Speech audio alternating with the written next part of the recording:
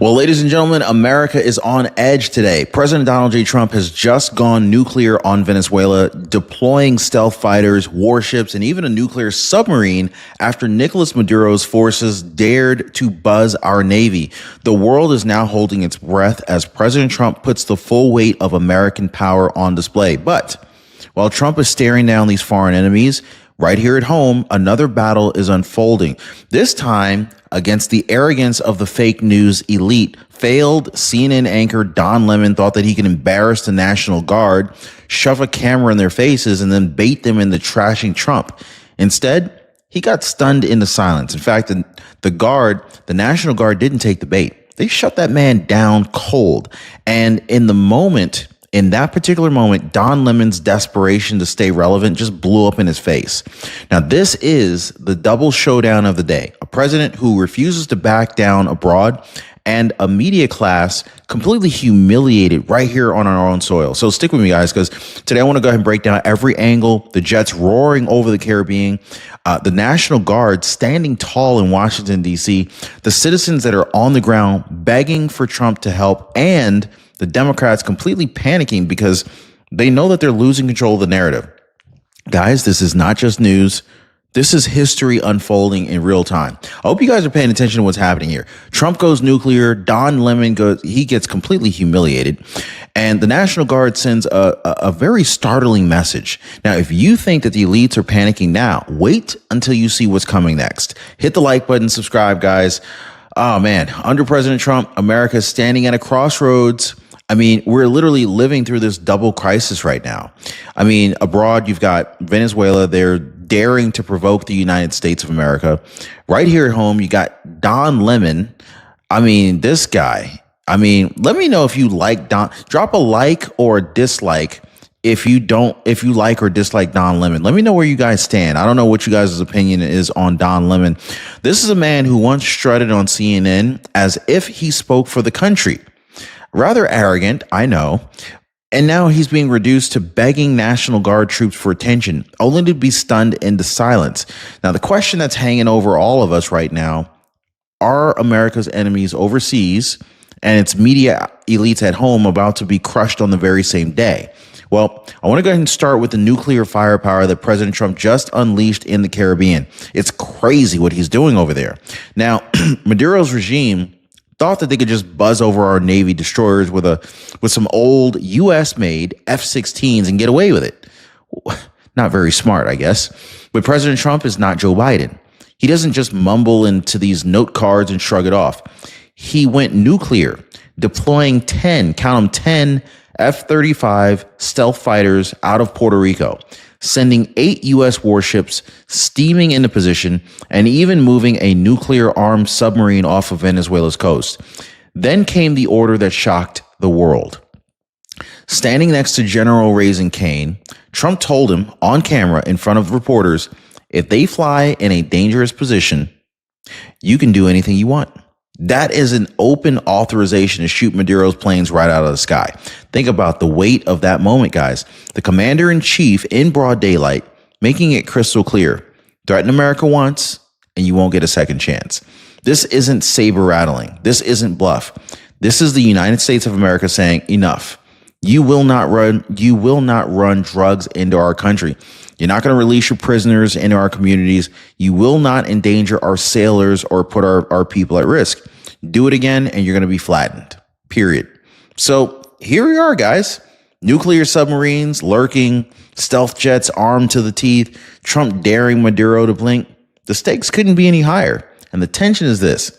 Is this the breaking point? Is this the moment that Maduro finally learns that America under Trump is not to be effed with? Well, here is a secret move that most people don't know. Medicare benefits are constantly being updated. I mean, all the time. New programs, new perks, new ways to save. But your plan's not always going to call you and say, hey, here's something better. In fact, they never do that. They never do that. In fact, they profit when they don't do that. And so this is why I partner with Chapter. They know every update. They know every option. They know every loophole that can put money back in your pocket. It's a freaking amazing that they know to do this. And what's even more wild is that they're doing this for the Ron Yates community for absolutely free. I love it. One of our viewers said, I found out that I qualified for benefits I didn't even know existed until Chapter explained it to me. What do you say to that, right? So let me ask, are you okay missing opportunities, or would you rather do what most people are already doing, finding out what's available? Now, most people, they're picking up the phone and they're calling the number on the bottom of your screen, or of course, they're visiting the askchapter.org/Ron website. The phone number is 909-563-8279. So now, as President Trump roars over the Caribbean, Nicolás Maduro doesn't just back down. Instead,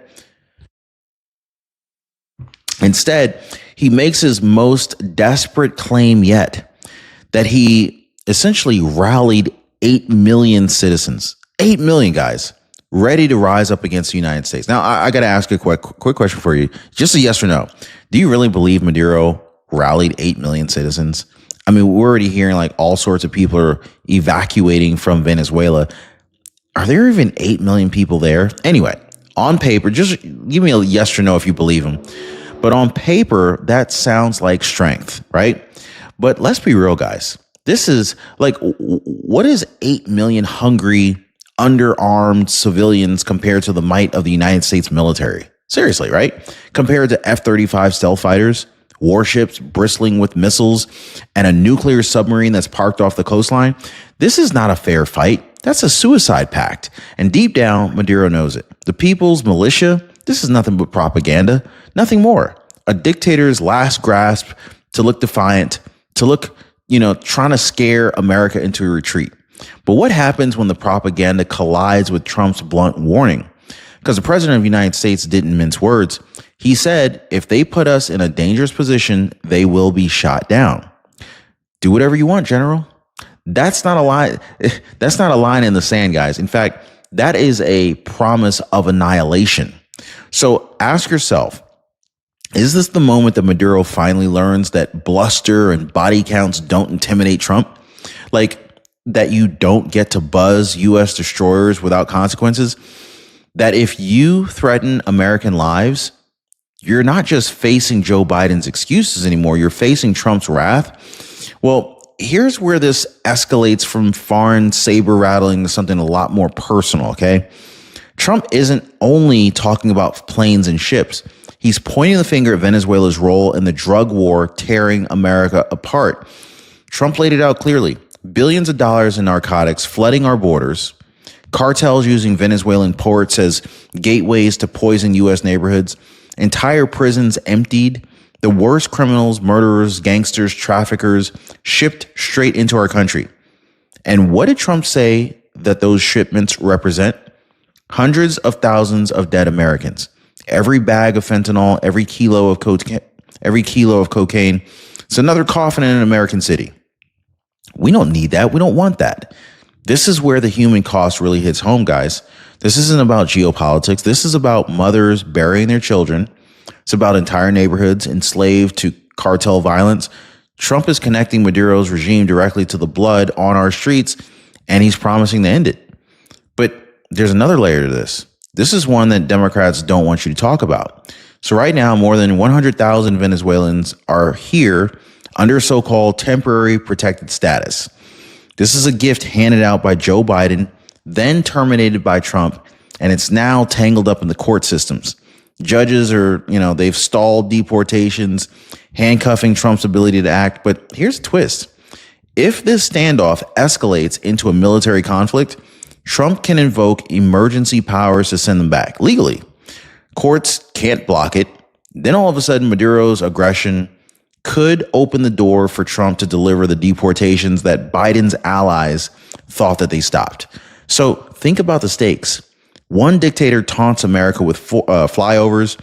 Trump responds with nuclear subs and stealth jets. Maduro rattles off fantasies of an 8 million man militia. Trump points to drugs, criminals, and body bags and says enough. And behind the scenes, this showdown could trigger the biggest deportation wave in modern history. Now, this isn't just about Venezuela. This is about reclaiming American safety. This is about telling the cartels, the criminals, and yes, the dictators, your days of using America as your dumping ground are over.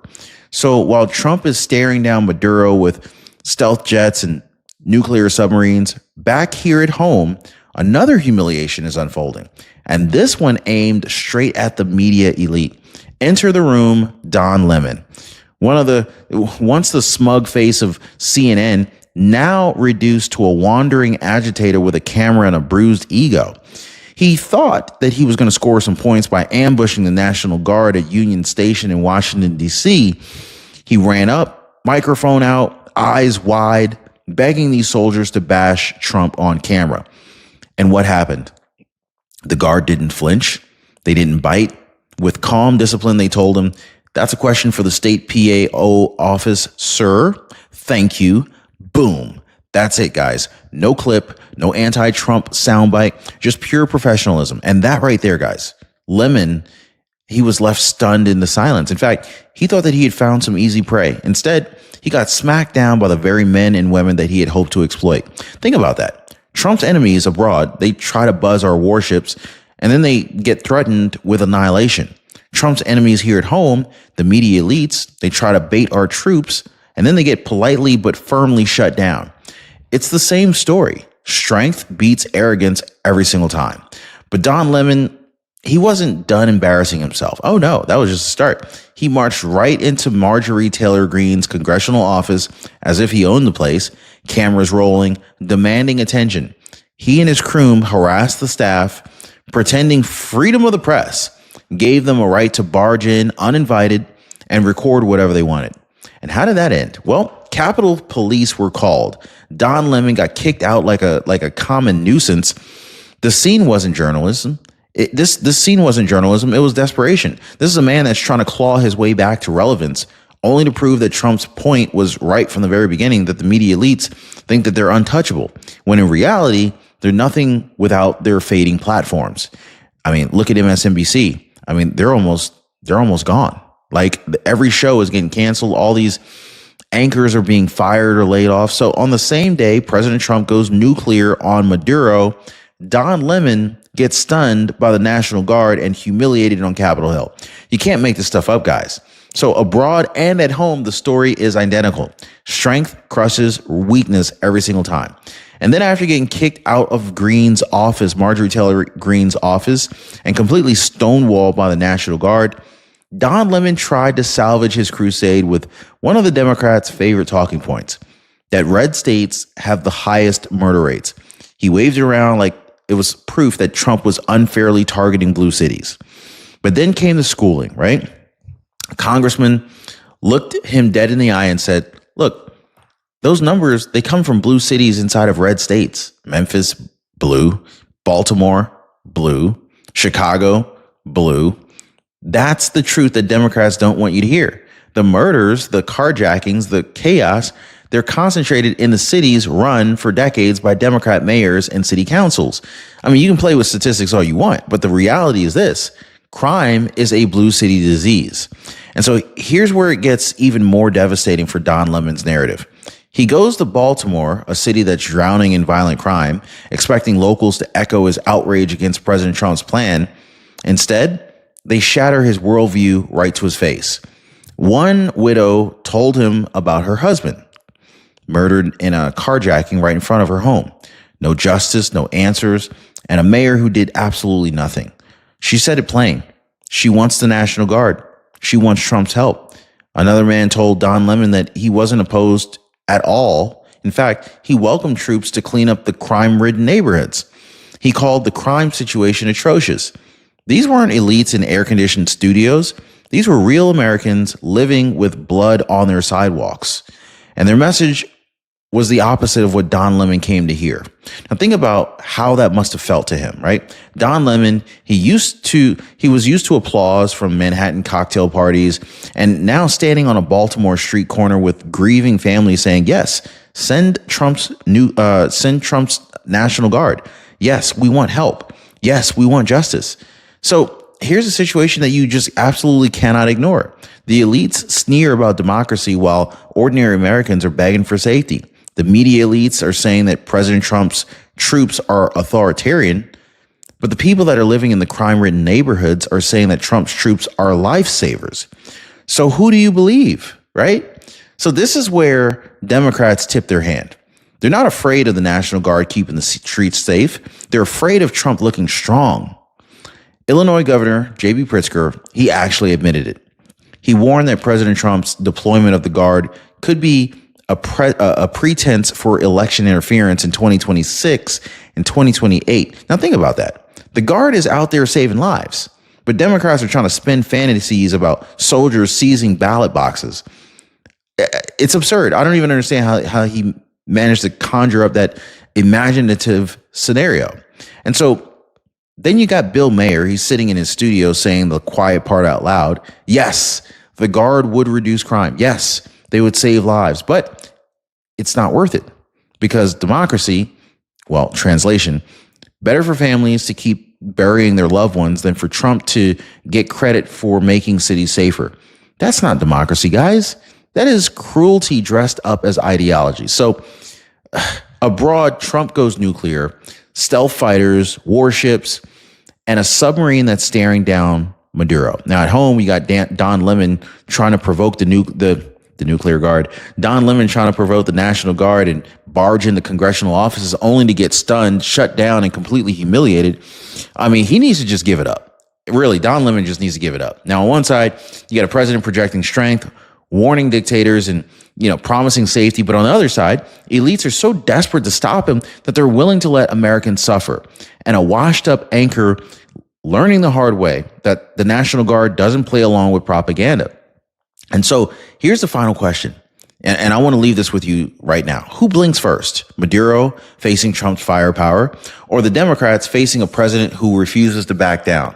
Now, one thing is for sure. The world is watching. Trump is leading. The Guard is standing tall. And the media elite, well, they're shrinking by the second. Like this video, hit subscribe, and let me know in the comments, do you think Venezuela breaks first or the Democrats here at home? Because either way, the message is clear. Strength wins, weakness loses, and America under Trump is back on the offensive.